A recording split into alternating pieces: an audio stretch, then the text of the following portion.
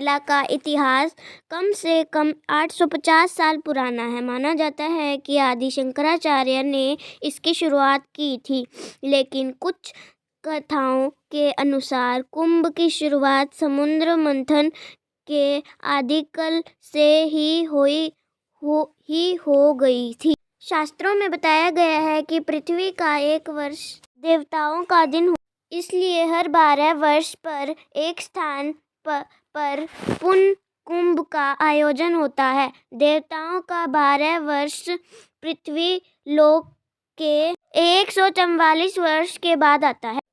ऐसी मान्यता है कि 144 वर्ष के बाद स्वर्ग में भी कुंभ का आयोजन होता है, इसलिए उस वर्ष पृथ्वी पर महाकुंभ का आयोजन होता है। महाकुंभ के लिए निर्धारित स्थान प्रयाग को माना गया है।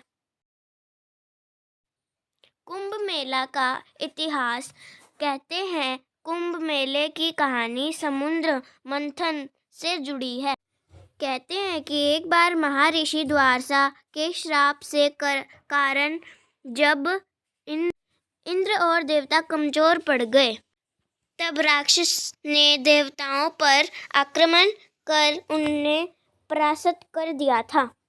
सब देवता मिलकर भगवान विष्णु के पास पहुंचे और उन्हें पूरी बात बताई थी। तब भगवान विष्णु ने देवताओं को दैत्यों के साथ मिलकर क्षीर सागर का मंथन करके अमृत निकालने की सलाह।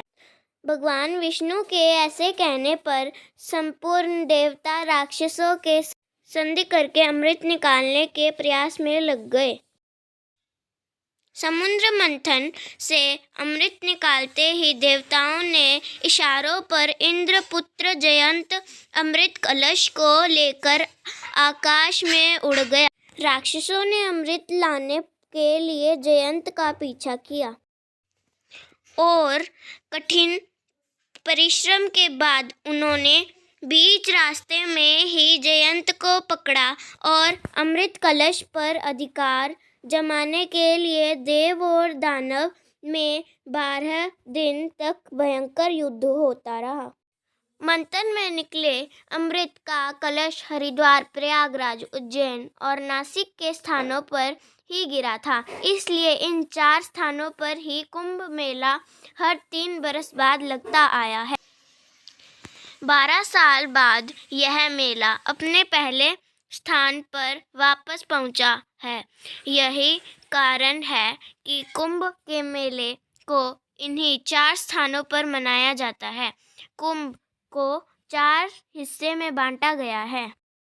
जैसे अगर पहला कुंभ हरिद्वार में होता है तो ठीक 3 साल बाद दूसरा कुंभ प्रयाग में, और फिर तीसरा कुंभ 3 साल बाद उज्जैन में, और फिर 3 साल बाद चौथा कुंभ नासिक में होता है।